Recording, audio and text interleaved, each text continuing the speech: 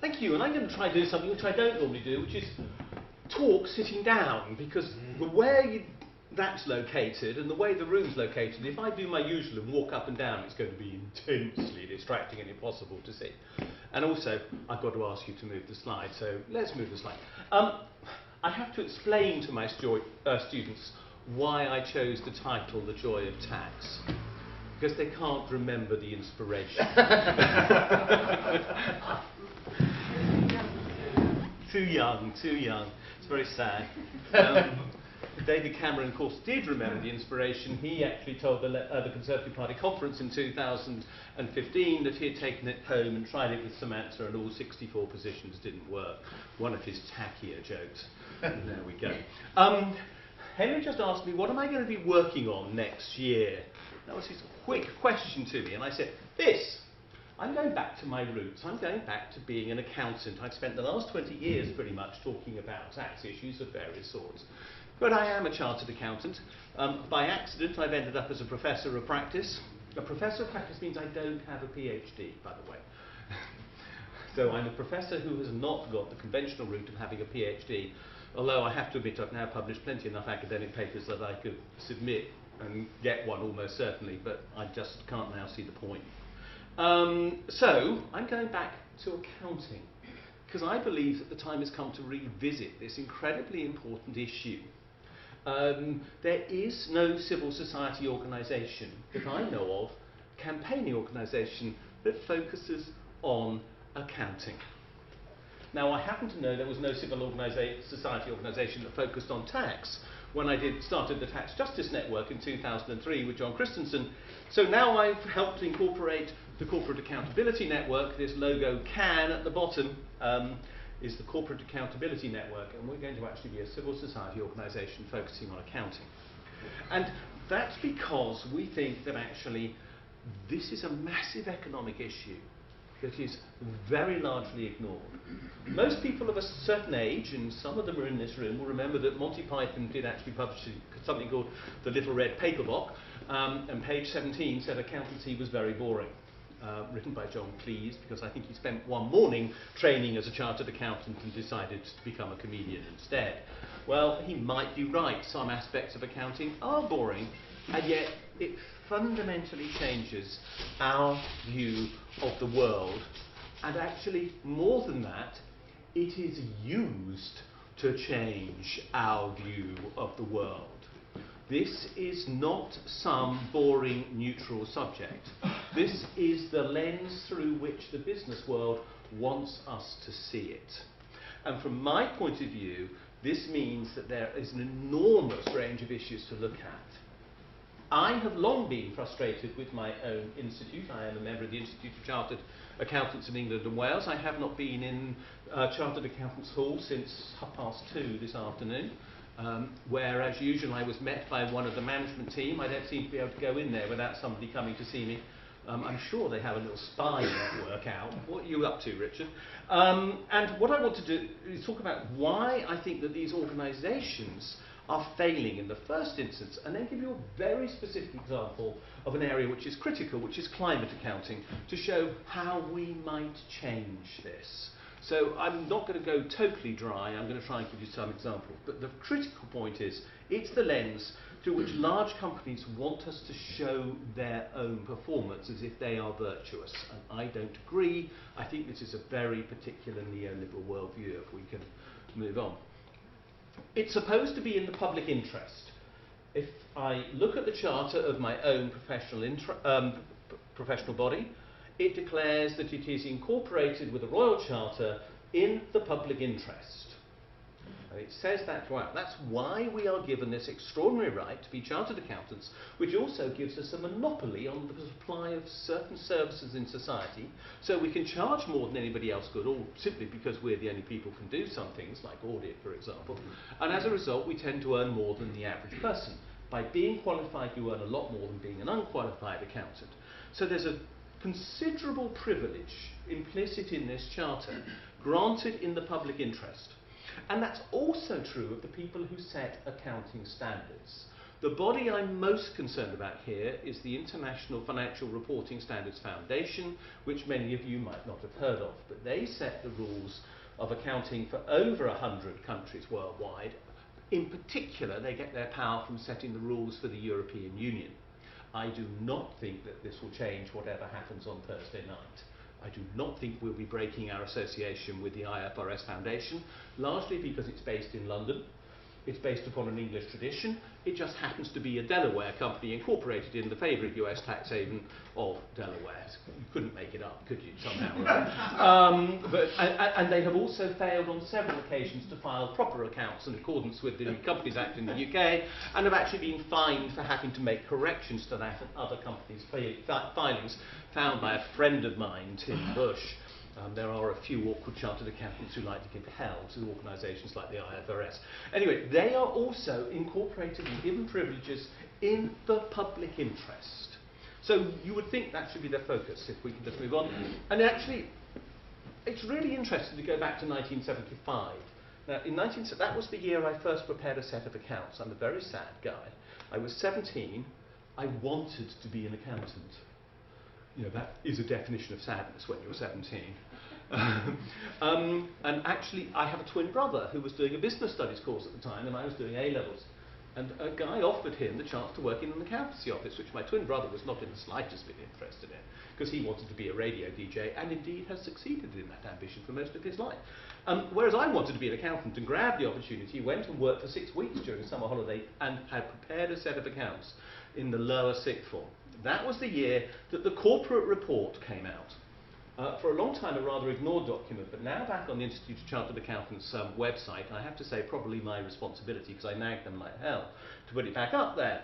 And what the corporate report says is, at a time when accountancy was in crisis, yes, they happen on a recurring basis. It isn't just now that we're in crisis.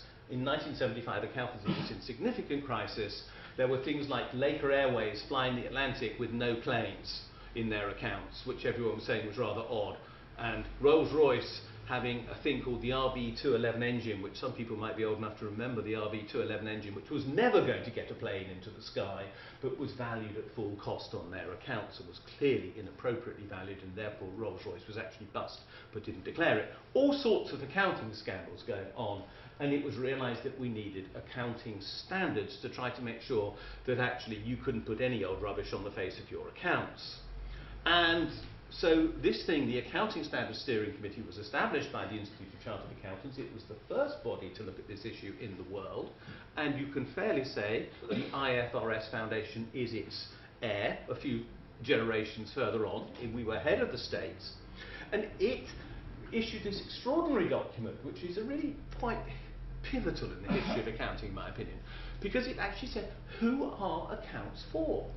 And this had not really been asked since about the 1880s, when we had the first serious attempts at actually creating both accounting institutes and company law in the UK, when it was decided they were for the benefit of the creditors of a company, the people who would lose money if a company went bust. That's what accounting was for, it was to protect the creditors.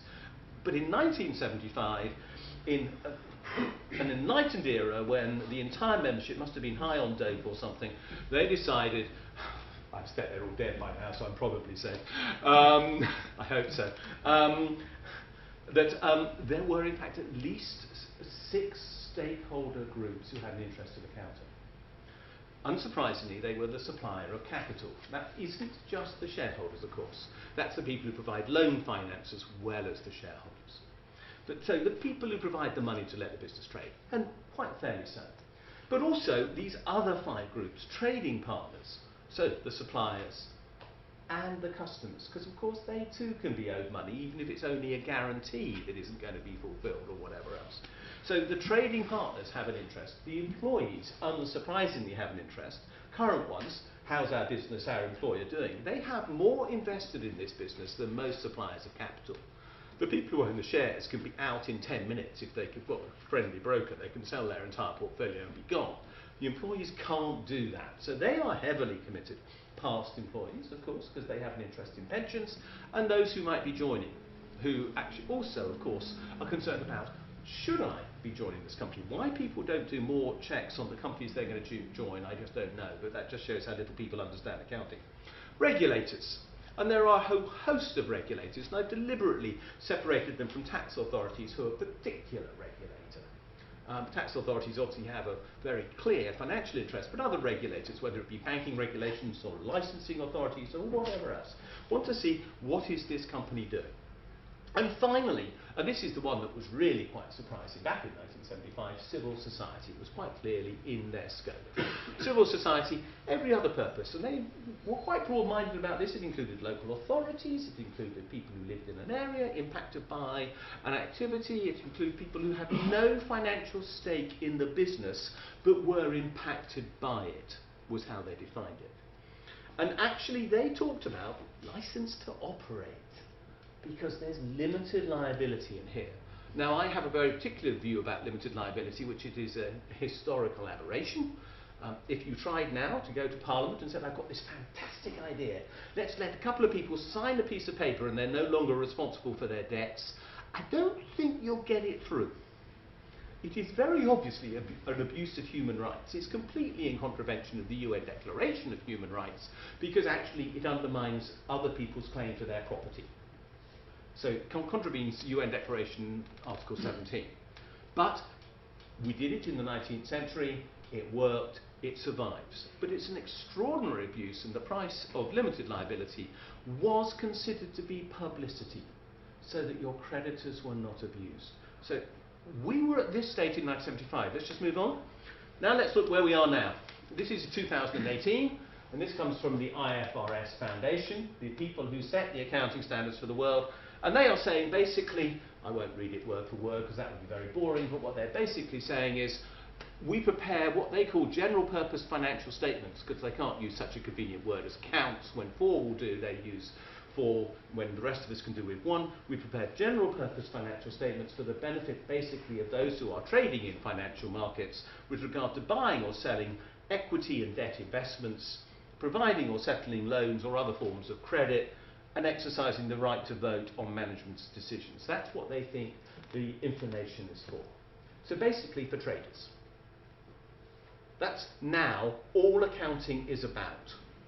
If it is for any other purpose that you're interested, forget it. They actually say our accounts are not suitable as a basis for taxation, for example. So I went to them and said, so what accounts should a tax authority use then? Well, we don't know, but not ours. But there isn't another set of accounts. Are you suggesting we should have two sets of books? I mean, we know the Italians are used to this idea. But what about... That was a joke. Please. But, you know, what about this idea that there should be a separate set of books for tax purposes and another for account? Well, that's up to you, but not ours. But, of course, in practice, that is the only set of accounts. It's the only audit, and that is the number that is used for accounting purposes, even though they say, for tax purposes, even though they say it is unsuitable. So an extraordinary situation to reach, and they ignore all other users of accounts and say, well, they can get whatever information they can, and if they can't get it from here, they'll have to ask for it, knowing full well nobody will give it to them. So the public interest has disappeared from accounting. We are now living in a market-based world. The public was forgotten, self-regulation took hold. This is the other dimension which is incredibly important to remember. Back in 1975, when I was 17, company law was still being actively monitored and promoted by something called the Department of Trade, and then it became the Department of Trade and Industry, and the Department of this, and the Department of that, and now it's Business Enterprise, Innovation, and something else. God knows what BEIS even stands for these days. I genuinely can't remember what the name of this department is most of the time. They have no interest in the issue. Once upon a time, what was in a set of accounts was laid down by company law. Now it says, basically, you will comply with accounting standards. They have outsourced the process of democratic control of 60% of the economy, or the data on 60% of the economy, to the big four firms of accountants who can basically control the standard setting process. There is no democratic control of accounting anymore. What is more, they've basically given a whole sense of supervision. There is no enforcer of company law in the UK. No authority has any command to enforce company law. There is Companies Act. Yeah, but there's nobody who imposes it or regulates it.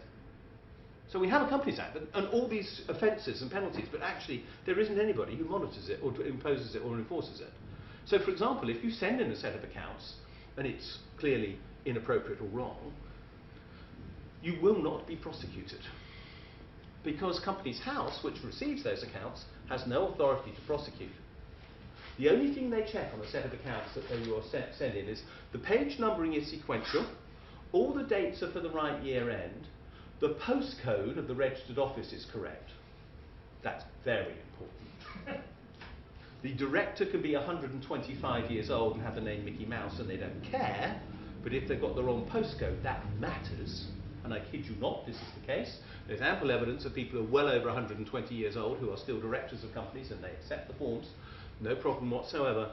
They simply do not impose any penalty. The balance sheet must balance, otherwise they don't check any of the numbers. But if one side of the balance sheet is different from the other one, they tend to actually reject that, which is kind of clever. But that's the degree of exercise of control that they now impose. I have complained about accounts which have not in any way complied with the Companies Act, and they just said, not our business. Well, whose is it? Don't know. There isn't a regulator. There is no effective regulation of accounting. It's now entirely down to the accounting bodies. I have argued for 30 years that as a practicing accountant, and I still have a practicing certificate as an accountant, I still have a very few clients, by and large they're nitty-gritty tax cases, because I like doing nitty-gritty tax cases just for the fun of it. So I actually don't do accounting for companies anymore. But I always wanted the regulator to be somebody but my own body. It's only because I wanted to dislike the regulator. I didn't, I'd spent years trying to get into my professional body, and now I was meant to sort of be regulated by it. No, I wanted somebody else, thank you very much. So basically, we have seen the collapse of government regulation, we've seen self-regulation, and in the process, we've also seen a collapse of auditing. Auditing, which was once upon a time the expression of a true and fair view on the accounts of a company, which required the exercise of professional judgment, has been changed broadly in the same timescale with broadly the same process through a different body called the International Accounting and Assurance Standards Board, which is not the same as the International Accounting Standards Board, but sounds remarkably similar and is made up of broadly similar people, has redefined what an audit means to be you've complied with the rules of the IFRS. So it doesn't now mean true and fair, it means you've stuck to the rules. The rules might produce rubbish, but if you follow the rules, that's okay. Hence Carillion, hence Patisserie Valerie, hence and so on. Because the rules let them do what they did, so you can have a clean audit report on rubbish. And that's now within the rules. In broad speaking terms, I'm quite safe in saying that. So we've seen virtually the end of democratic accountability for accountancy, which is a quite extraordinary claim to make, except it's true. This is why accountancy is now in crisis, if we can move on. We've gone from this situation where accountancy was seen as part of society to be regulated as if it was responsible to society, to the...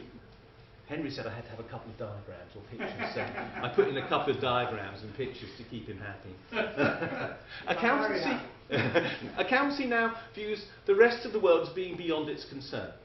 It's a totally self-centred, self-focused exercise, purely checking itself for the benefit of other accountants. So audit is checking other accountants for their own sake. It isn't worried about the rest of us. And if you read an audit report, it says only to the shareholders.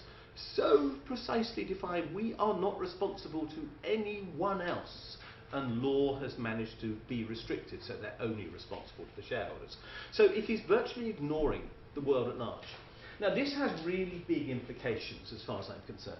We are in denial about what we're doing. And I want to expand this a little bit now to look at why I think this is so important. Because, as Henry pointed out, I'm a professor of political economy. It's pretty odd for an accountant to end up with economy in their title. And I actually have taught economics, and I have written economic theory, which is even more surprising to me. I have actually written papers on pure economic theory as a chartered accountant. So, I mean, I have this weird sort of multidisciplinary approach to this subject in a sense, because basically economists don't really understand accounts, and accounts certainly don't understand economists by and large, and I try to actually take this view that they're both important to each other. One of the things that we know is very significant in an economic worldview is the idea of the externality. That is the unpriced consequence of your action. And the most obvious one is pollution, of course. And that's the context I'm looking at. But we can all imagine it. But we do something, we pay a price for a product, we don't pay the full price because we can't price the cost of the carbon, or the risk we create to society, or the fact that we've destroyed somebody's view, or whatever it might be. All of these things which we might value, which are destroyed by economic activity for microeconomic personal gain, have macro consequences in the real world, where other people suffer as a consequence of our private gain. Their loss, which we do not have to bear, is an externality. And because accountancy has become so narrowly focused and ignores the rest of the world, externalities have completely disappeared from view in the accountancy world. It has become intensely microeconomic at almost every level, including the way in which it is taught at universities, which I've got to say, and I know I have a member of an accounting department here, but by and large, the way accountancy is taught at universities is deeply disappointing. One of my sons asked me, should he study accountancy at university, because he wants to learn about running a business, because he's got a career ambition to be in business. Actually, he wants to run a preserved steam railway. That's his very specific goal in life. And good on him. So he's going to Aberystwyth to study business and tourism management and how to be a fireman on a steam loco simultaneously. That's a career goal which is very specific. But he said, should I study accountancy? I said, no, don't. Because it's really, really so narrowly focused on passing the professional exams of professional institutes that you actually will not be challenged in the way that a degree should, in my opinion. We are so narrowly focused, purely in the interests of the rules set by the profession, if we can move on. And I want to talk about climate change as an example of this complete failure to look at externalities. Climate change is a fact. I mean, one of the things I've done, I've done some rather odd things in the last 20 years since I ceased being a full-time practicing chartered accountant, set up the Tax Justice Network, and in 2008 I wrote the Green New Deal, the original version, which at the time not many people took much notice of, if I'm completely honest. Well, actually that's not true. Within a couple of months Barack Obama had mentioned it, which was quite good going from a standing start. But by 2010 everyone had forgotten it again. But I did actually get involved with that, and I'm still involved in writing the Green New Deal, so I've been involved in climate interests for a very long time. In fact, almost since about the age of 17, when I read Small is Beautiful, which some of you might also have read a long time ago. E.F. Schumacher. So this has been a continuing and ongoing concern of mine. And in accounting terms, nothing has happened at all to deal with this. You know, we have a declared climate crisis. We've got to become net zero carbon. We have a date set, which is 2050, which is absurdly too late. But literally, we are doing nothing inside accounting at all to address this issue. How I know that accountancy has not noticed. This is some recent data from surveys that were done and published, a number of sources. 46% of UK boards will spend 0 hours discussing climate change this year. That's an enlightened worldview. You know, here we are. Greta Thunberg clearly has not had an impact on 46% of boards. Nobody's bothering to notice. What is it? I can't read the figures from here. 32% feel little or no responsibility for climate issues, which is a great attitude if you're running an airline. Investor groups are quite upset about this. One of the interesting things that I'm now coming across, and I met with Saracen last week, and I spoke at an investor conference last week with pension funds and investment managers, about 100 of them, different groups, and they're getting really quite agitated that they know that there's an issue. They know that this is going to have an impact upon business, and no one will tell them what it's going to be. So we're seeing a real dichotomy coming out here, that investors are realising it and businesses are denying it. And no one, as yet, has come up with a single proposal to date to put the costs of climate change into company accounting. So I was challenged earlier this year by two friends who are academics. One is Alan Jones, who's Professor of Sustainability at Anglia Ruskin University, and the other, Rupert Reed, who is a reader. I think it's great that Rupert Reed is a reader. In philosophy at University of East Anglia, who's also one of the founders of Extinction Rebellion. They said to me, well, can you actually succeed in putting the cost of climate change onto a company balance sheet? And I like a challenge. So I said, yeah, I'll write you a paper, accepted a deadline of June, and said I'll go away and think about it. The outcome is something that I'm calling sustainable cost accounting, which I want to explain to you a little bit. But before I do, I'm going to look at just why accountancy is still failing and why the world is failing. There are two measures which are going on, which are worth noting. And these, to me, are the indication of failure.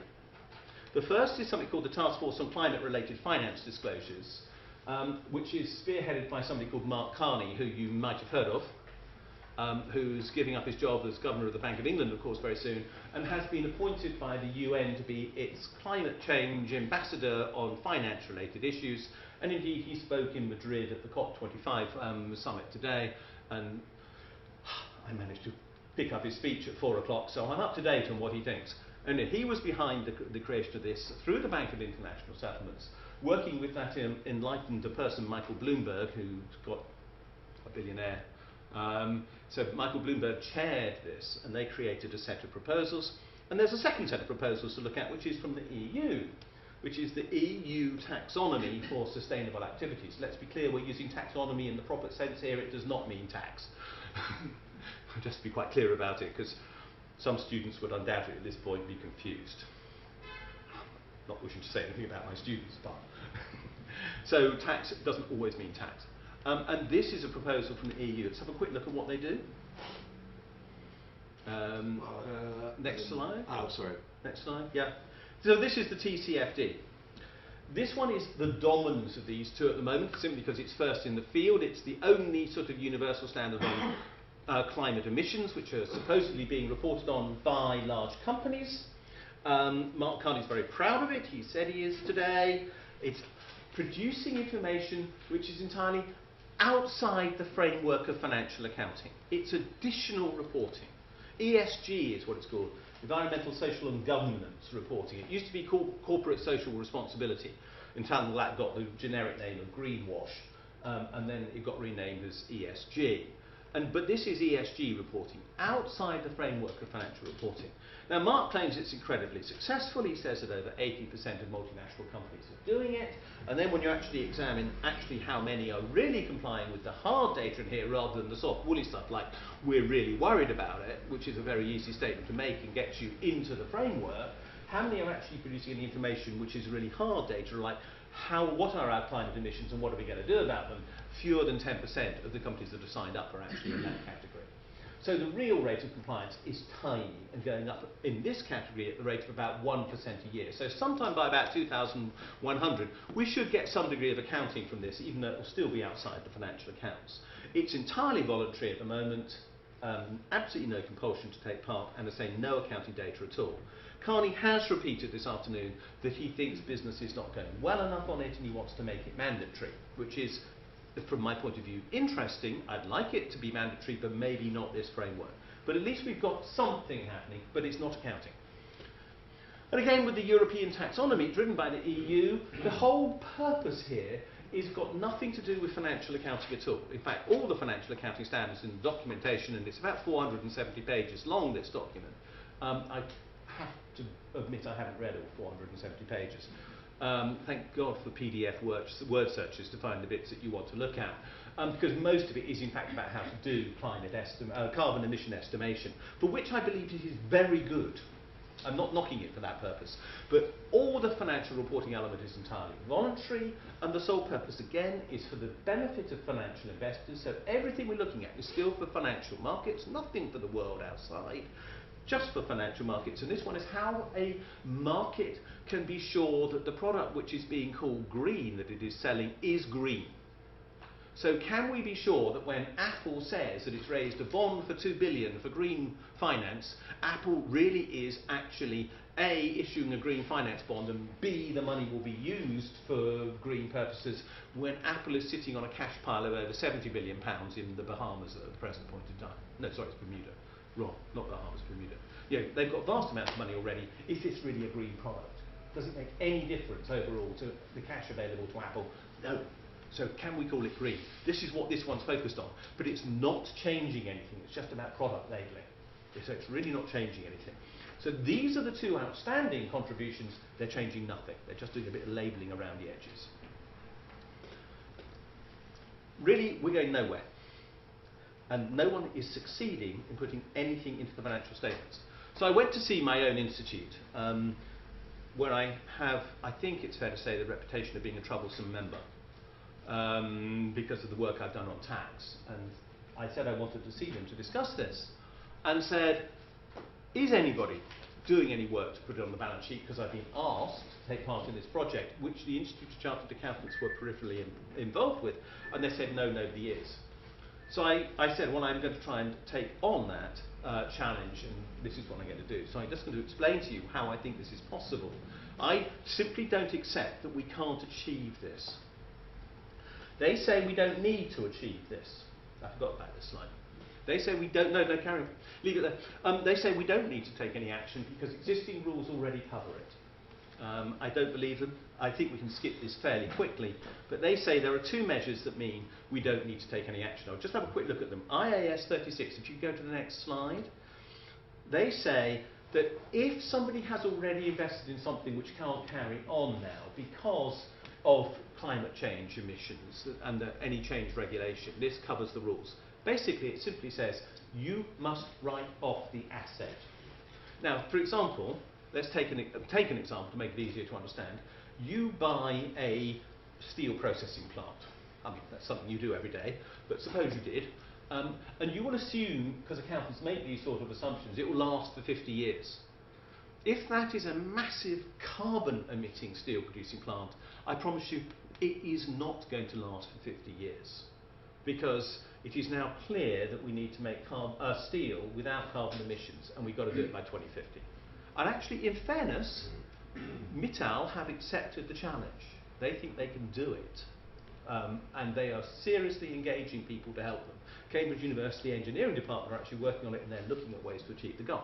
But what this standard says is you can't assume it's going to last for 50 years, you can only assume it lasts for 30 years. If you're an airline, you have these things which are designed to produce vast amounts of emissions into the atmosphere, which nothing on Earth is going to offset. I promise you, EasyJet saying they're going to plant a few trees is not the solution to carbon offsetting with regard to aircraft. There isn't enough room in the world to plant the number of trees that are required to offset EasyJet and everybody else. So, if everybody claims they're going to do offsetting to solve the problem, we are going to have so many trees, it's ridiculous. We cannot plant them all. So offsetting is something I don't believe in as a solution to this problem. So they say this solves the problem, we just write the assets off. Nobody is, though.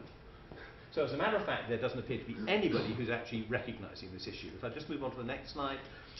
The other one that they say solves the problem is this one, which says, when you're preparing financial statements, management shall make an assessment of an entity's ability to continue as a going concern.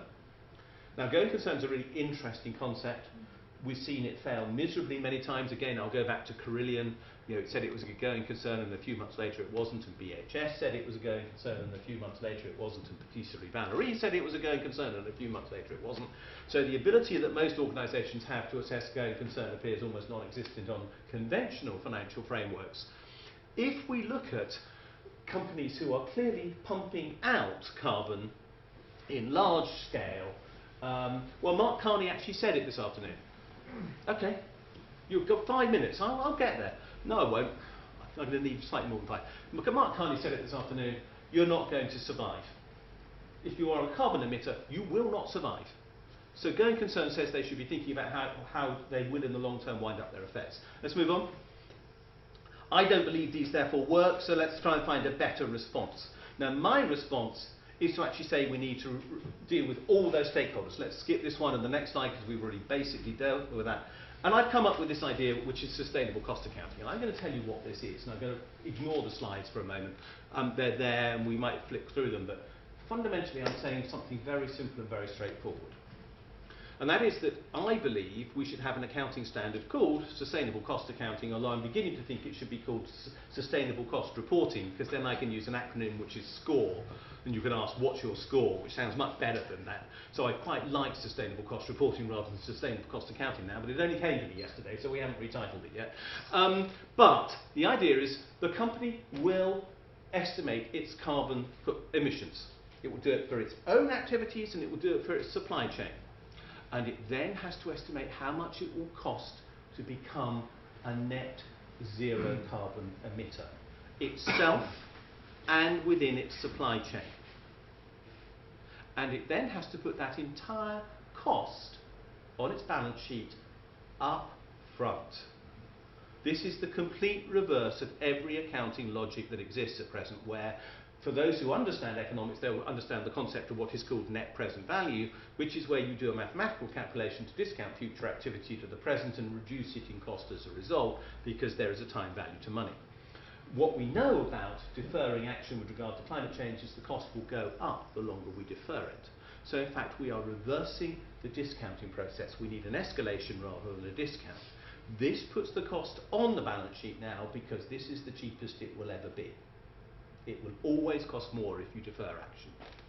We put it on because it then shows us which companies are going to have the resources to manage to go carbon neutral and those which aren't. And some companies are not going to have the resources at present to go carbon neutral. They will actually move into a category, and one of the slides will explain it, but I'm just going to keep talking because Henry's telling me I've got to speed up. They will become what I call carbon insolvent. They literally will not have the money available to them to deal with this problem. And that means they're going to have a plan as to how they're going to raise the money to become solvent again, which means they're either going to have to stop paying out dividends, which anyway are artificially being paid out now because they're being generated out of the externalities, i.e. carbon, that are being created. So they are capturing the benefit of the cost they're paying out to the rest, or imposing on the rest of society for private gain, and they're not going to be able to do that. Or they're going to have to go and get new capital. Literally, there will be an indication to the marketplace, this company needs more money. Or they have to say, oops, we can't make it. And literally, over the period of time that they are allowed to wind up their affairs, and we would need to set a date, I suggest 2030, but I know that's ambitious, but whatever it is, they are going to have to wind up their affairs in an orderly fashion so that by the time we reach the date of the target for being net zero carbon, they will no longer be trading. I'm not saying they'll go bust overnight, that's not true, we need an orderly transition. But at some point they will have to cease to trade during this period. Now this is the most massive restatement of accounting. First of all, it completely reverses the logic of accounting by, instead of having net present value, net future cost. So it puts an entire provision on that doesn't exist. And from then on, companies will be reporting about their progress against this goal amongst all others. This will be the most important and most influential number in their accounts. Making profit will simply be to pay for the cost of becoming net carbon neutral before anything else. It has massive social consequences, for example, for pension funds, because a lot of those pension funds are not going to see dividends. 8% of all dividends in pension funds come from one company. Anybody know which company it is? BP, yeah. And BP might have some problems becoming net carbon neutral, given the product that they create. And 97% of their product is still oil-based. So this is going to be an enormous change in accounting. Can we just flick through? I don't think we need to do that. I think we've covered that already. Now, it's going to, as I say, it's going to have these social consequences. Move on. So what does it do? Basically, it indicates who can and cannot use capital in the future to achieve the most pressing goal that I believe exists in society: survival. Now, I think I will make it out of this world, in all likelihood now, without this. Because I think in the next 30 years, and that's my sort of realistic time scale, I suspect my dad made it to 92, that gives me another 31 years to go. If I match dad, then, you know, we probably will still be all here if we take no action on carbon. But, you know, for children, everybody else, sorry, we have to. I don't buy this, let's ignore the rest of the world view that accountancy does. So this is the biggest challenge we face. We have to indicate who can and cannot manage that risk in financial markets now. I believe that by putting this provision into accounts, specifically into the accounting information, not peripherally around it, nothing soft and woolly, really hard financial data, we challenge those businesses, those 46% who've never even talked about it, to now make it the focus of all their decision making. And that's why I like it. The Institute of Chartered Accountants, when I went to see them, said, oh, this is embarrassing, this is a paradigm shift, this is Kuhnian was the word that was actually used in the meeting, which I rather liked. We have a meeting scheduled with the IFRS Foundation in March, which the Institute of Chartered Accountants is setting up. Now, in accounting terms, this is like moving at the speed of lightning, beyond the speed of sound, to actually go from an idea that I hadn't even myself thought of beginning of this year. We're having a session on it in March. I've now presented it to, say, 70 pension funds. A big group of pension funds have said they're going to support it. The Local Authority Pension Fund Forum has said they might support this work. I have my first grant to actually, let's not overstate it here, 15,000 quid to live on in the next year to do this. But, you know, out of little acorns do great things grow. So we are going to be, I'm going to be working flat out on this somehow or other. I do believe that the money will come in to support the work. And I sort of I've moved to being 1 day a week professor now to actually work on this issue. So I'm now gone part-time. Because this to me seems like what I can do to tackle climate change. It will be on a country-by-country basis. Why? Because that would then stop us being able to export all our emissions to Africa. We can't just say, oh, we're great in the UK, but everything was dumped into Africa. No, this is about really fundamentally reforming the social purpose of accounting and making it the tool for affecting the change that I believe society needs. This is the challenge about recreating, and you wanted me to talk about literally the democratization of this data, how are we going to get economic democracy. This is about economic democracy, reclaiming accounting for social purpose. Thank you very much.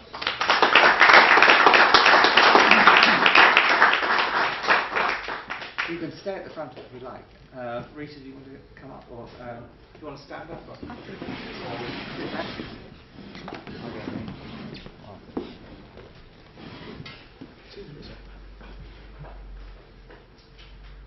Right. Well, thank you, Richard, for the very inspiring presentation. I share much of Richard's passion for the changes advocating for, and I wish initiatives like this all every success. But for the sake of discussion, and also because by training I'm led to this, I will raise a few caveats. So I will try to raise some discussion points that also unpack a bit more, I think, the stakes that are around initiatives like this. So I've organized my discussion points around three main questions or comments. The first question I had when I read Richard's slides and sort of a paper that summarizes what he just talked to us about was, is this just another form of regulation by disclosure? And what do I mean by this? Essentially, it's this approach to regulation that has prevailed over the last few decades, which some people would summarize with the expression of neoliberal governance, whereby essentially we replace some form of state regulation with transparency. The kind of social contract that has prevailed over the last few decades is one whereby the state in some domains has withdrawn some, has limited itself in terms of its intervention in the economy in exchange for some transparency. We live in the age of transparency. We have never seen so much transparency, in inverted commas, as in the last few decades. We have seen the annual report of companies expand dramatically. If you compare with 20, 30 years ago, the number of pages in the annual report of a listed company, there's no comparison whatsoever. We have seen CSR disclosures now become compulsory for certain categories of companies. We have seen the emergence of sort of sustainability reporting, though it's of a voluntary nature. The rise of key environmental indicators being disclosed by companies, again voluntary, with no auditability whatsoever. We have seen risk reporting increase well before the last financial crisis of 10 years ago. We have seen disclosures about the strategy of companies. Have these new disclosures really made a difference in terms of company accountability? Have they prevented things like the financial crisis 10 years ago? Probably not, is the answer. So the first question I would ask is this yet another form of transparency that remains shallow And I think the notion of the stakeholder is a correlate of that notion of transparency, in the sense that this transparency, in inverted commas once again, is meant to sort of throw information out there that certain stakeholders, again maybe in inverted commas, can act upon. It's meant to guide choice. Okay? It's a mechanism of corporate accountability based on the idea that there are people out there which will act on the information being disclosed, exercise their choices accordingly. Think investors withdrawing capital, or customers stopping or withdrawing their trade with companies. And these are the sources of pressure on companies that we are now currently largely relying upon. Is this effective enough? I tend to disagree. Okay, so my question is this initiative Richard has outlined, how is it different from these forms of regulation by disclosure or regulation based on transparency, which has prevailed in neoliberal governance over the last few decades? I think it has the potential to be different in that, if I understand this correctly, there is a sense whereby companies will be mandated to become carbon neutral. There will be some sort of regulatory intervention backing up this new form of accounting that prescribes carbon neutrality by a certain date. Now, should we be able to pull this off, this is potentially very radical and kind of much more revolutionary than the kind of regulation by transparency I've been just criticizing. Also, of course, it seems that, and initiatives like the task force that Richard summarized just now highlight this, it seems that investors are beginning to worry about the value of their portfolios. Climate change seems to be posing a real risk now for investors. So to the extent that investors take notice, that believe that climate change is a real threat to their investment, it is also possible that particular stakeholder group, which is the one that tends to be, that is privileged in these approaches of regulation through transparency, is beginning to notice. And that can also make this initiative perhaps more impactful than others that I've just sort of summarized. Simply because the key stakeholder seems to be beginning to get nervous about climate change. But my take would be that without government backing up this initiative somehow, we run the danger of it remaining a more shallow initiative along the lines of what other transparency initiatives we've observed in corporate governance over the last few years have been.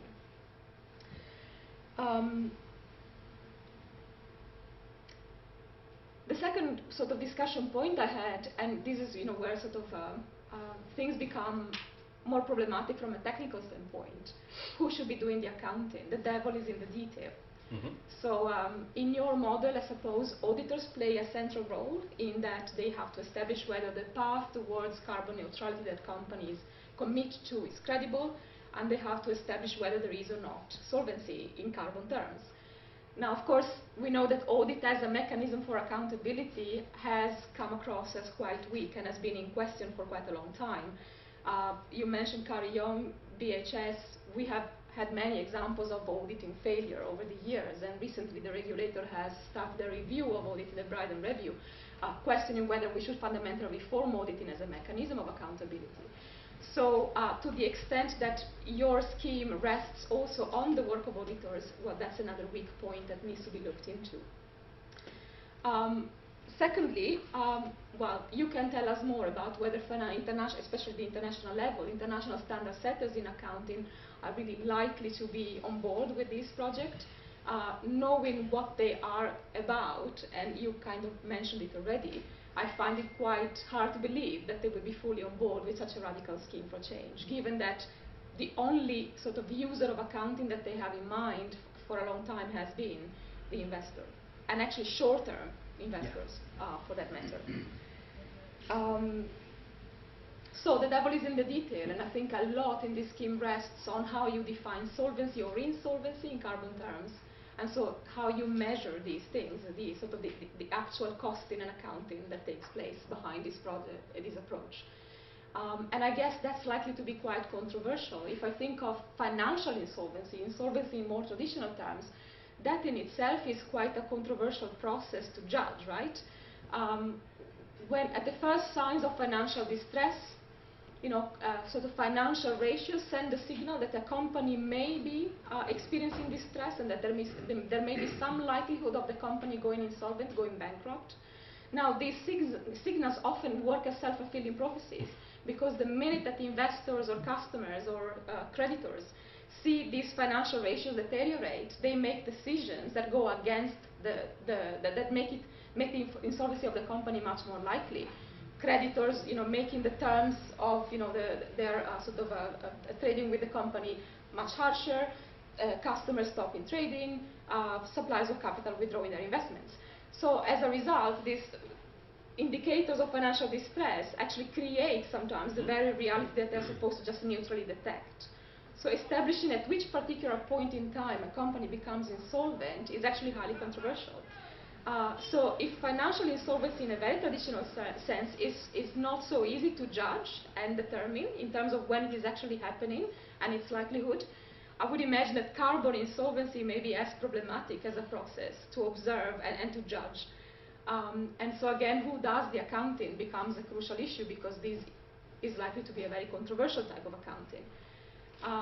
So I suppose a question I have then is government gonna be able or willing to invest the resources that are needed to see this process through?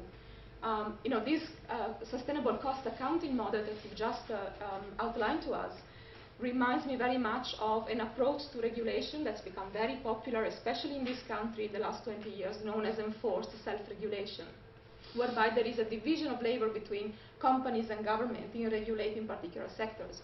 And financial services regulation in the UK has totally embraced that model 20 years ago when the FSA was created. Corporate governance in the UK largely also sort of follows that abstract model, though the practice of how we regulate several sectors and the model that political scientists have produced are not very well aligned. So basically, according to this model, the government or the regulator decides that a certain sphere of the economy needs regulating, but only establishes certain abstract principles or sort of broad goals, and then invites companies to write their own rules and decide how to get there and meet those goals.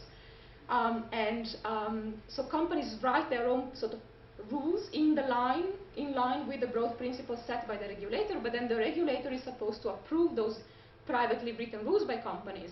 And once the approval has been given, those privately written rules take the force of law according to this model. So they are enforceable, and companies can be held accountable for not complying through sanctions and whatever else. So the strength of this model, according to regulation theory and the political scientists who have embraced it, and the UK government that also has embraced it in many sectors, is that government or regulators save some money because the cost of rule making is kind of shifted onto companies to a large extent. It gives companies some flexibility in finding the best way to get there and meet regulatory goals, which is supposed to also keep them on board in terms of giving them the incentive to cooperate. And it's supposed to harness the expertise of companies in a way that the government, if the government was regulating the same sector through a traditional command and control regulation with universal rules, one size fits all, probably the government wouldn't be able to do to the same extent. So what is the weakness of this model? And I think sustainable cost accounting seems to follow this model in that the government decides we want carbon neutrality, and then companies are left free to find their own path towards it.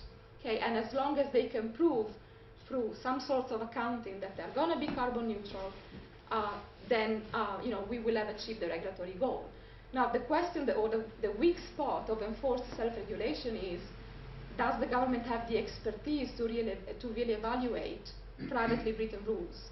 Does the government, is it able to really appreciate whether those privately written rules by company meet regulatory goals? I think the same can be asked here. Is the government going to be able to really evaluate whether we are going there, and whether the path that companies choose to follow in order to achieve this carbon neutrality is going to be effective, is enforceable, and so on? So I think for this to work, we need some significant backing up by government, also in terms of willingness to gain the expertise to get into this kind of accounting and into the kind of evaluations that need to go with it.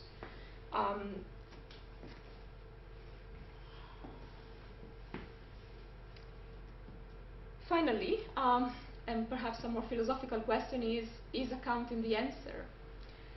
So as you see, in all my comments, I've gone back to government, and I think that without some form of government backing, this is unlikely to succeed.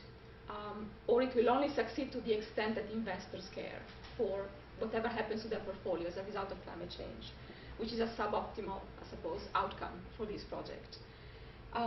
So in my view, accounting, things like sustainable cost accounting, are not an answer in themselves, but they can be a powerful instrument if they become, if they are complemented by regulatory support, if they become an instrument in the hands of regulators and lawmakers.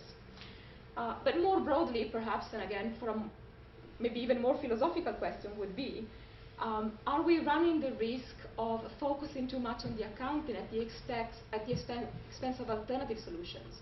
So while we tweak with the best way of calculate carbon neutrality or carbon solvency, while we probably argue, or accounting standard setters and regulators and companies and whoever is interested in this process decides what is the right time framework or time horizon for these initiatives, are we perhaps overlooking initiatives that governments could take that don't require this kind of more sophisticated quantitative approach of the sort that Richard has outlined? So while we tweak with the accounting, are we missing the bigger picture? Are there initiatives that government could take in the form of supporting a transition to cleaner technologies, which we know are available? We don't need much accounting to identify them. And funding possibly the economy, the transition of the economy of companies towards those technologies without the need of the kind of sophisticated accounting system Richard has outlined. So is accounting distracting us from other solutions that are perhaps within reach and maybe more available, that don't require these sophisticated calculations? That's a question mark.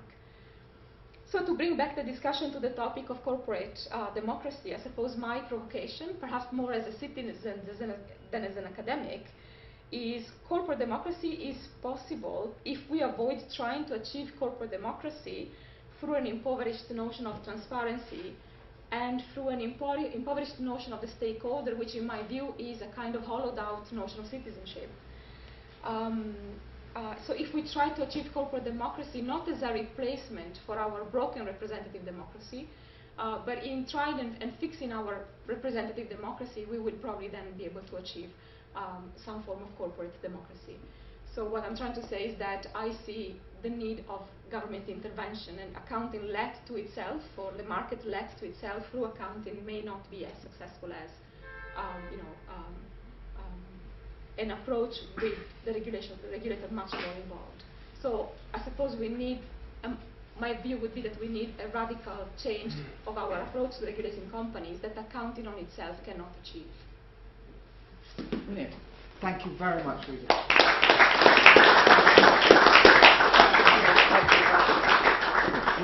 Brilliant.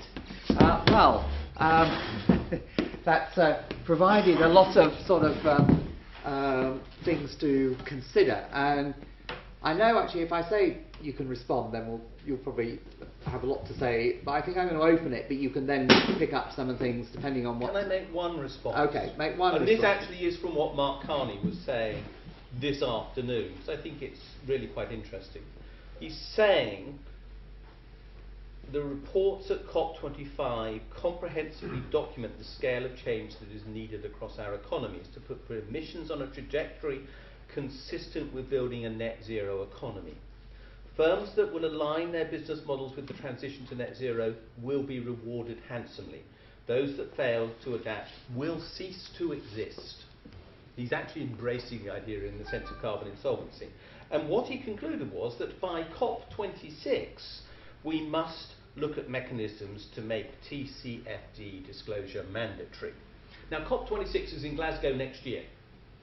So the timescales that he's laying down are extraordinarily ambitious. And he's basically saying we haven't got a choice about having government backing for this. And I agree with you. I don't think this is going to happen without government backing. I entirely agree with that. And the mindset required is in a phenomenal change on the part of government. They will have to embrace the idea they've got to get the capacity to regulate again. It's an enormous change in mindset. Is that, or we just fail? And I think also, Rita, you added a sort of wider dimension of sort of accountability mechanisms for corporations, which we were, maybe, what is economic democracy? I think that raises it. It's probably more than accounting, isn't it? But, so, yes. Yeah, I'm just concerned about your question about who's going to do the accounting, because I'm just not sure there are enough people who are skilled in accountancy and also understand how to account for carbon, because that is actually quite a skilled thing. And there's a lot of judgment around the edges. It's not a defined science yet. And so where are these people going to come from? And I think actually theoretically, you have to think about the future, what possibilities there are, could there be a possibility for a totally different process to produce oil or whatever. Might you deal with this? Because if you're looking at future scenarios, I'm a company that currently wants to produce X service and currently it's high carbon, but I have to sort of imagine how that service could be provided low carbon, but the technology doesn't exist, or who would be in charge of thinking of the futures, and who checks that the futures that people are thinking of could be real futures? Well, to deal with the question about are there going to be new technologies, I actually put in there what I call a precautionary principle, which is well understood inside green thinking, which is simply, if it doesn't exist, you can't bank on it. So you cannot presume that your new technology is going to work until you've proven it has. You can invest in it, you can spend money on it, you can decide that this is the future, but until it actually works, you cannot claim the credit for that in your net carbon. So this will encourage people to invest heavily to try and claim those technologies up front. One of the reasons for putting the cost in is that. Are there enough accountants? There are 350,000 qualified accountants in the UK. More than enough. That's more than the rest of Europe. No, that wasn't the point. The point is, are there accountants who understand how well, hang on a minute. Right. Who have the right skill set? No. Well, let's look at the carbon issue. Actually, companies are going to be required to produce carbon forecasts. 80% of all companies are already doing their carbon footprints. So people are already doing it. What we actually need is a standard for measuring carbon. Now, that's what the European Taxonomy is fundamentally heading for. To be honest, I think that actually we're getting close to having a framework. And I don't think we'll change that. Accountants don't establish carbon.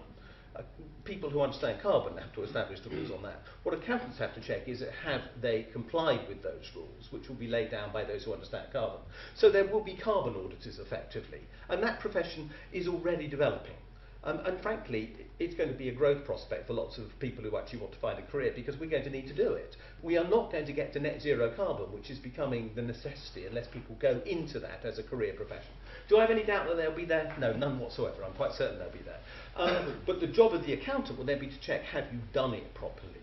What we then need are proper regulators to make sure that the accountants are actually doing their jobs and not being willing to turn a blind eye, which is what has happened too often of late. But that means we will have to transform accounting regulation. That's a process that is already getting underway. We realise that self-regulation in accounting has failed. And I think that understanding is there. Although some of progress on this will depend quite a lot on what happens on Thursday night, let's be totally honest. There will be a very different trajectory depending on that. Rita, just to ask, you obviously lecture in accountancy. Are you aware of any lecture courses to current accountants studying on climate and carbon and accounting? Not standalone courses, I would say, but lectures within existing courses I have seen. But I have to agree with, it's not something that accountants as such, it's not a space that accountants occupy. It's an interface between accountants, engineers and other professions. Certainly when it comes to environmental accounting, I would say that it hasn't moved much. So the progress made within accounting is not much. But when it comes to carbon, yes, a lot of things have been moving at the interface between accounting We're and going to go to someone new. What's your... I look forward to reading the paper when it comes out. I'm surprised. There's a paper out now, actually. Oh, fantastic. But it's developing every month. I revise it every month. You haven't mentioned existing things like the GRI or CDP disclosure or even the Science-Based Targets Initiative. I'm just wondering, does that not seem like a more direct route towards getting proper disclosure and measuring of it? I know it's mandatory and I know they're not covering everything, but I think scaling that up seems a lot more obvious than trying to get Mark Carney's plan of actually having TCFD in law. Well, I don't think any of these work. I mean, I have some experience with GRI. Their latest standard was issued last Thursday, and I helped co-author it. And it's a mandatory standard on country-by-country reporting on tax. I thought that idea up originally. Actually, when the guy I talked about was just going to university, was very young indeed. I went to a conference to get away from him because he was such a nightmare as a sleeper. Any conference would have done, frankly, for 2 nights' sleep. And the result of that was I thought up country by country reporting, which is the standard that GRI have just brought out. It's taken 17 years, and it's not mandatory. And that's the weakness. It's a great signpost on the way towards a mandatory standard. The information is there. But this is also an interesting, I mean, in the sense this is interesting, I created an idea that all companies should publish a profit and loss account for every single jurisdiction where they trade. So we could understand whether they were doing what's called transfer pricing abuse for tax or not. And the idea was created in 2003, well 2002, that's when Thomas wasn't sleeping. I wrote it in 2003 when I had some energy, because he did start to sleep, thank God. And it's taken this long to get to be a voluntary standard. It's become a mandatory standard for tax reporting. It's the law in 70 countries. So it is possible to change. As recently as 2010, one of the big four firms of accountants said it was impossible to prepare accounts on this basis. I mean, they said impossible. And I said, sorry, why is it impossible? We don't know where our clients undertake their transactions geographically. And as I pointed out, then you're in deep trouble because you're not complying with the law because you can't work out where their tax liabilities are. I suggest you go away and think hard about what you just said because you've just admitted a failure in your bookkeeping. And so that firm did probably go away and think about it. The point is, being told something's impossible does not mean it is impossible. What we're talking about here could be done. It just requires a change in mindset. And you're absolutely right. I mean, it requires governments to back a change of mindset, which has got to be vastly quicker than that has taken place with regard to tax. But could it happen? Yeah. But I'm afraid to say the voluntary standards just aren't going to work. It's got to be mandatory. Otherwise, we're not going to get there. Was it the OECD that pushed through country by country reporting? On tax reporting, yes. And who's the body that needs to do that on climate reporting? I'm afraid it's going to have to come through the UN and COP, I suspect. I can't see another way it's going to happen. They're the leaders on this one. Andrew. The benchmark that Mark Carney set with the tragedy of the Horizon speech set off this discussion, and it's been followed through by the bond market with the phenomenal success of ESG credit rating by S&P and others, who are now shifting the entire pension fund investment strategy into this ranking of how corporate disclosure is improving in this regard.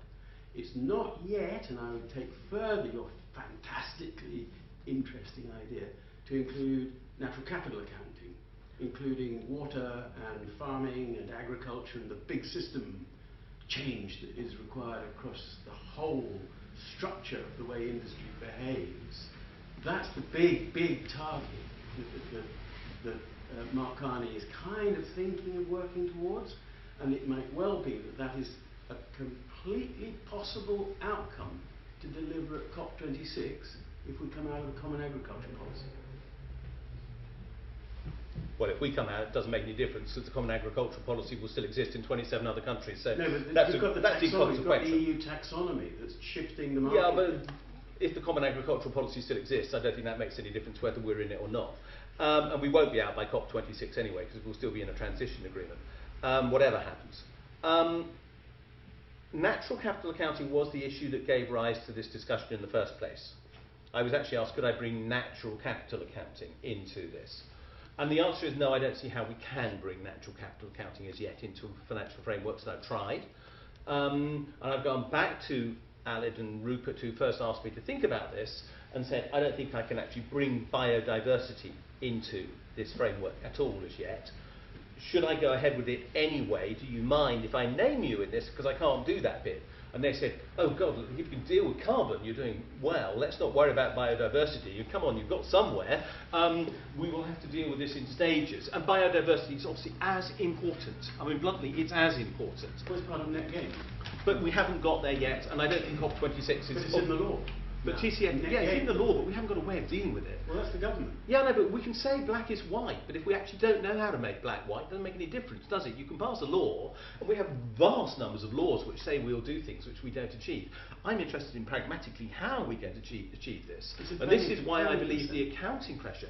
The reason why I think accounting does make a difference, and mandatory accounting will make a difference, is when you count something, it matters. And there's vast amounts of evidence that says once you've got to count it, Not because you want to count it or it's nice to count it, but because you've got to count it, which is why it has to be mandatory at the end of the day. And I agree with you entirely there. You know, it can't be anything else. Once you have to count something, then people begin to measure it and perform against it. You know, until we said that waiting lists in hospitals had to be 4 hours, nobody measured waiting lists in hospitals at 4-hour points. Once you say 4 hours, it's critical, even though actually, for some cases that's far too long, and for others it doesn't matter. It's beside the point. 4 hours suddenly becomes the thing you measure. And so the point is, we're saying net zero carbon is what we're going to measure. If we say net zero carbon, which is our goal, is what we're going to measure, it becomes the standard you're aiming for. It won't solve biodiversity, though I accept. But stranded assets is doing it, isn't it? No, stranded assets isn't achieving anything at the moment. Well, it's Hang on a minute. Have the share valuations of BP, Royal Dutch Shell and everybody else collapsed, but they own the vast quantities of stranded assets. Most of their oil reserves can't be extracted from the ground. Not if we're going to survive. But nobody's seen their share price collapse. But this is a sort of issue with your framework, isn't it? Because you're asking people to account for something which then says that they are insolvent. And, yes. And so you could say at the moment they're required to account in a way which would also show that they were insolvent in their all the stranded assets. No, they're not doing that. Because there is nothing that makes them recognise that future cost at present. Because there isn't a mechanism which does it. It says if you have that valuation on your balance sheet, and at the moment you don't value reserves on the balance sheet, you value reserves off the balance sheet. So although we know all these companies have stranded assets, they're not reflected in the accounting framework. They're off framework because people say, oh, they've got X trillion barrels of oil, therefore they'll take them out of the ground, and so we'll discount the future value of that. What I'm saying is actually, if you have to value becoming net zero carbon, you're putting that cost onto the balance sheet and you won't be able to take that oil out of the ground anymore. Whereas at the moment it is assumed in the valuation of those companies that you will take that oil out of the ground. In other words, there aren't stranded assets in their valuation basis. So although we know they can't actually literally do this, and where's the perfect example? Aramco. You know, we can't possibly have all the oil that Saudi Arabia has got taken out and burned, because if we do, we're dead. Okay, we're going to open it. Sorry. Did you see the Saul Griffiths talk where he was actually advocating a sort of World War Zero stance that we have to take on getting to net zero emissions? And he actually said, if you take the biggest fossil fuel emitters like Exxon and actually account for the amount of their stranded assets, but then give them, actually compensate them for the value of those stranded assets, to get them to use the enormous power of these huge multinationals to actually help to accelerate the transition into a net zero carbon economy. So it's like, so once you've counted it, and you can actually do, you know, the money creation magic that modern monetary theorists are talking about, and give these enormous corporations the power that they harness that power to make the changes that we need much more quickly. But why don't we just say to them, you raise the capital? That's what financial markets are for. Why do we have to give them the money? Why do we compensate them for their own mess? You know, they've messed up the economies of so many countries in the world. They've created the pollution. Why aren't we holding them to account for it? Why should we say to Exxon, Mobil, or whoever, that you may carry on and reap all the rewards of what you've done? Why don't we require that they use their own resources to find the solution? If they say that markets work, let's make markets work. I don't object to governments doing their own thing as well, but I don't see why they should be given the capital to do it. I think the point was they had the power, they were big enough corporations to do it, and if we were on a war footing, then that was the kind of measure but this would give them the same incentive, because they couldn't pay out a dividend. That would be mighty powerful. Rita, what about? I just want to make a more general point that whenever we advocate for transparency, we need to be careful. Transparency is always selective. So we usually start by making transparent the things that are easier to measure. In this example, it could be carbon. We need to be careful not to do that at the expansion of other dimensions of environmental performance, which could be biodiversity, which could be water, which you name it. I agree with that. And you end up you run the risk of creating a target culture where everything comes to depend on that particular target at whatever cost that is not in the field of vision. And we also know that once targets are set, everyone starts gaming around them and finding ways to avoid them and changing processes to make it easier for them to meet them, and so on and so on. There's a lady at the back you may not be able to see, by the way. She's had her hand up the whole way. Mary, have you? Yes, First of all, are you talking about the UK or international? I think you said the UN, so you answered that. And does the Chancellor of the Exchequer know about this? And does the Shadow Chancellor? Are they on board with it? Have you been able to brief them? Well, no. Am I talking internationally? Yes, clearly I am. Because this won't work on a national level, and accounting standards are set anyway internationally. The biggest and most influential agency to deliver this, as far as I can see, although the pressure worldwide will come from the UN, actually the EU is the most likely agent for change by a long way. Because the USA has its own accounting standards setter, FASB, Federal Accounting Standards Board, and Japan has its own accounting setter, but the rest of the world is by and large on IFRS standards. And IFRS is funded fundamentally by the EU, so if the EU says this change has to happen, then it will happen. So if I was to look at a target, I would be looking at the EU as the main fundamental agent for change. Would Sajid Javid be on with this? I doubt it. Let's be blunt. I can't imagine he's going to accept this idea at all. Just look at the manifestos and their commitments to green, and whether you look at it, the Greenpeace ranking or the Friends of the Earth ranking, and I compare both on my blog the other day, they come so miserably far behind the others, it's ridiculous. Would John McDonnell be interested? I don't know. Is he actually the person who's really most concerned about it inside the shadow Treasury team? No, Clive Lewis is the person who's been looking at this, and I have discussed it with him, and he's certainly interested, because he has the green mandate within the shadow Treasury team. So they're aware of it. Does that mean it's going to happen? No. I mean, this is a very early stage in the promotion of an idea. Who does really need to, do I really need to get behind this? Rather like tax justice didn't happen until we got Christian Aid, Action Aid, Oxfam and other massive NGOs behind what was a tiny campaign by a very few people to turn tax justice into something which went worldwide. When we get Greenpeace, when we get Friends of the Earth, when we get all those other organisations beginning to say this is relevant, that's when this will have, if you like, the tanks on the lawn. Have they, I mean, this idea is incredibly new. Are they aware of it? Yes. Have they adopted it? No. Okay, let's have it. I'm just going to Tony. Yeah, thank you. This is an excellent evening. Very good. Thank you both. Accountants come in different forms, I presume. You're a special accountant, but very special. I was struck at a meeting in Stockholm about 8 or 9 years ago when Peter Backer, who's CEO of the World Business Council for Sustainable Development, and a very eminent accountant, said accountants will save the world. Discuss. So. Okay. I hope so. Rita, let's have a, because you've been questioning accountants as being able to save the world. I am not sure we need to calculate and count everything in order to transition to a greener economy. I think a lot of the solutions are already there. Should there be the political will to move the industry forward or the economy forward? We don't need this detailed accounting. I'm actually worried that more accounting is producing the same failed solution over and over in terms of, we need to account so that the market makes decisions that create the pressure for companies. Is doing everything via the market, via investors and transparency to these investors the solution or the best way we are forward?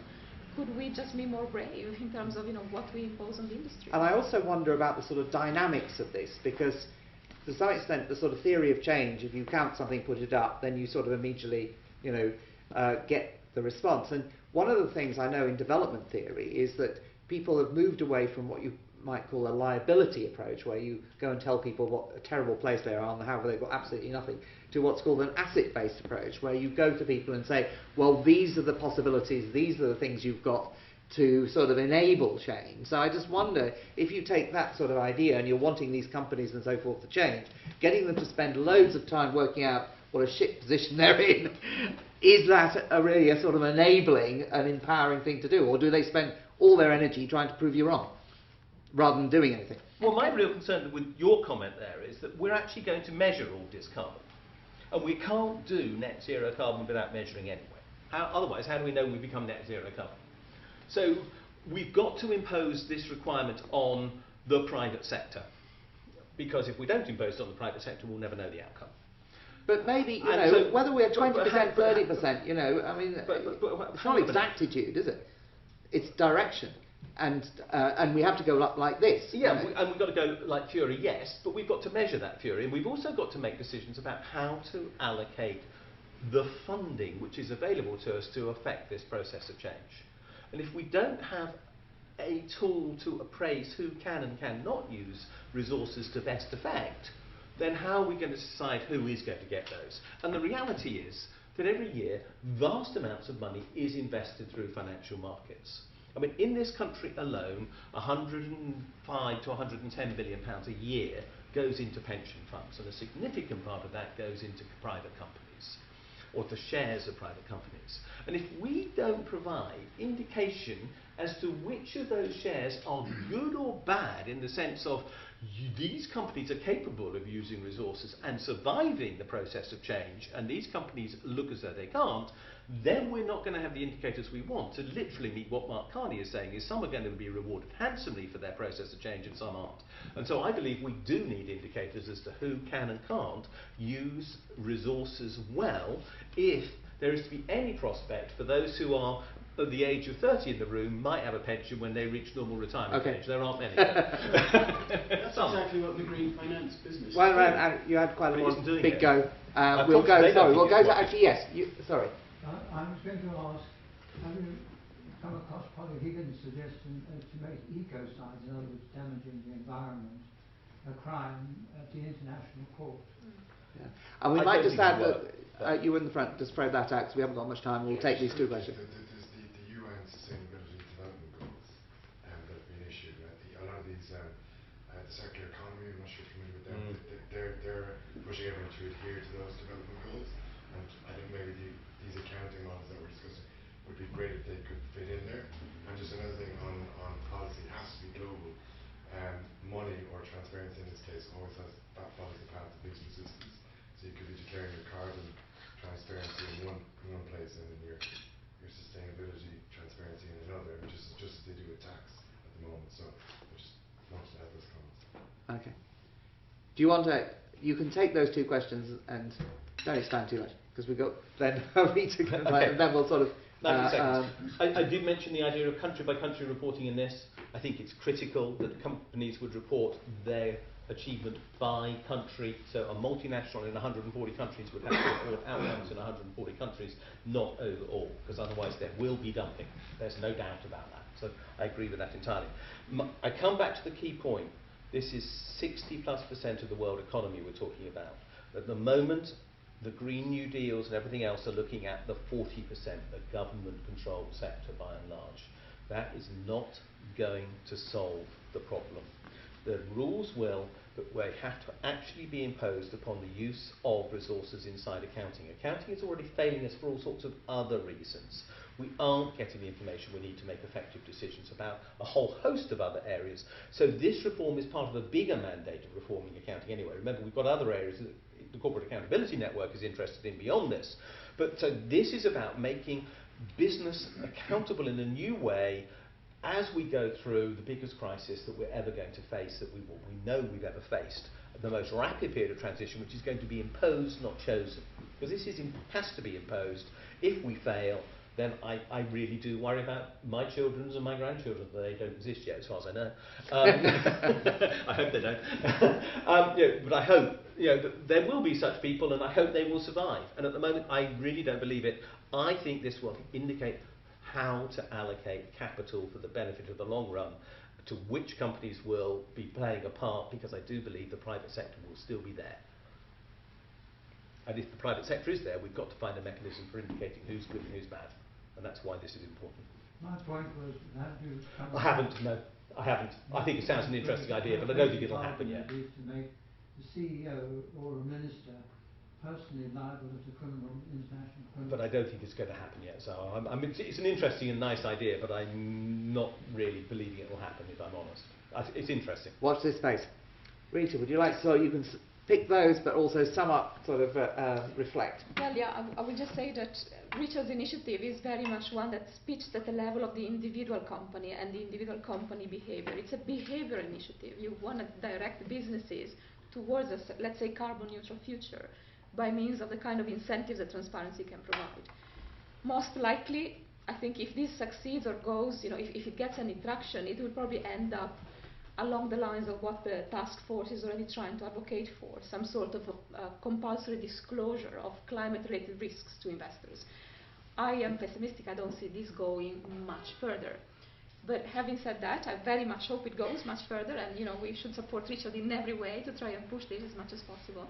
But on the other hand, this behavioral approach, this operating at the level of individual company incentives, seems to me very much part of that neoliberal governance based on transparency that I was criticizing at the beginning, in the sense that we have completely forgotten the market structural approach, the old-fashioned approach whereby we operate at the industry level, trying to maybe guide or even fund the transition towards cleaner technologies that doesn't require this sophisticated accounting and that may be still within reach. We may still know technologically from an engineering point of view what alternatives there are, and we may be able to fund and direct regulators' attention to these technologies, bypassing a little bit the problem of carbon reporting, just because we have a sense of the carbon impact of these technologies anyway from an engineering standpoint. So this is more like, that's more like the sort of Mariana Mazzucato mission of sort of change, radical goals for total change, pulling people along. Possibly more traditional as well, in terms of Yeah. how do you regulate the economy in a way Yeah. that makes sense for everyone, as opposed to operating at the level of individual company incentives. Funnily enough, I We've think forgotten the market structural. I must admit, I must have done something wrong, because I think I'm asking for exactly what you're saying.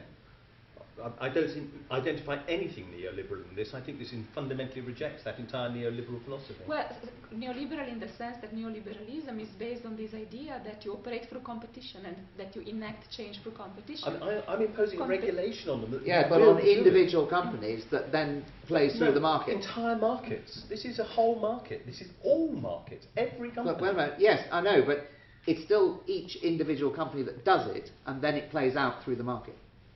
But then the market is a system. You can view it as an individual entry, but you can also view it as a whole mechanism. It is 60% of the economy. Yeah, but the market is the mechanism through which the changes to the individual companies plays out in effect. But if we impose a mandatory requirement, the idea that we can actually impose many of these things and just hope they'll happen, for example, there's one massive reason why they won't happen the way you're suggesting, and that's patent law. Nobody's going to swap these technologies.